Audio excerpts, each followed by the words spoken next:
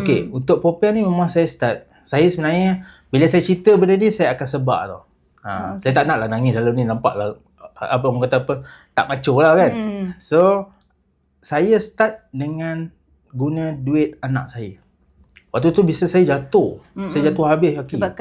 Sebabkan COVID, saya hilang 400,000 masa tu. Banyak tu.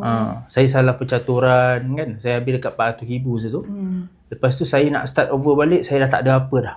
Di tangan saya memang dah kosong. Apa pun tak ada masa tu. Yang ada waktu tu adalah duit anak saya. Duit anak saya, bukan saya simpan. Duit raya anak saya. So daripada situlah saya start pakai duit raya anak saya. Dan waktu tu saya cakap dengan kawan saya lah. Saya cakap, abang guna kejap duit ni untuk perniagaan untuk kita nak survive balik.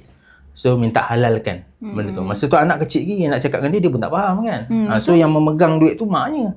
So kena pujuk mak dia dulu kan. So daripada situ saya pujuk. Saya start dengan duit simpanan anak saya waktu tu ada RM1,800. Saya keluarkan duit RM1,600 untuk beli barang-barang kemah, barang-barang perniagaan semualah, peti ais semua. So waktu tu memang saya tak ada berhutang dengan siapa-siapa. Memang saya gunakan duit anak saya sepenuhnya lah.